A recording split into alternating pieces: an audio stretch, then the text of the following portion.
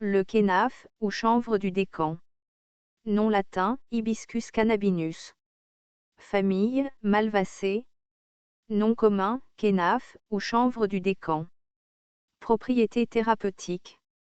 Antibilieux, aphrodisiaque, purgatif, hématinique, antioxydante, fongitoxique, anti-inflammatoire, hépatoprotectrice, immunomodulatrice, antidiabétique, antihyperlipidémique. Les graines sont purgatives, l'huile de graine est aphrodisiaque. Parties utilisées, feuilles, fleurs, graines. Distribution. Le plus souvent planté à des fins ornementales. Aux Philippines, sous les tropiques d'Asie et d'Amérique, pantropiques. Botanique. Le kénaf est une herbe aux tiges lisses et épineuses. Les feuilles inférieures sont entières et en forme de cœur, les supérieures sont profondément lobées par la paume. Les sépales sont hérissés, lancéolés et connais au-dessous du milieu, avec une glande à l'arrière de chacun. La corolle est grande, étalée, jaune avec un centre cramoisi. Les capsules sont arrondies et hérissées. Les graines sont presque lisses.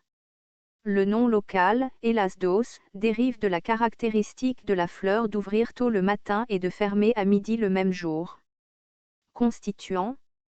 La chromatographie liquide a identifié la K-empéritine, l'acide caféique, le glycoside de myricétine et l'acide hydroxybenzoïque comme principaux composés dans les feuilles, l'écorce, les fleurs et les graines. Utilisation culinaire. Les pousses et les jeunes feuilles sont cuites ou ajoutées aux soupes. Les feuilles ont une saveur acide comme l'oseille. Les graines sont torréfiées et moulues en farine.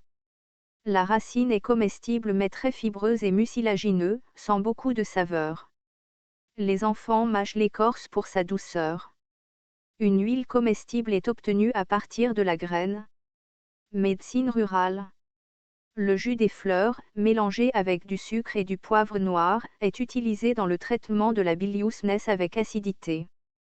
Les graines sont aphrodisiaques et stomacales. Elles sont ajoutées au régime afin de favoriser la prise de poids. Appliquées en externe, les feuilles sont utilisées comme cataplasme sur les douleurs et les ecchymoses. Une infusion de feuilles est utilisée dans le traitement de la toux. En médecine ayurvédique, les feuilles sont utilisées dans le traitement de la dysenterie et des troubles bilieux, sanguins et de la gorge.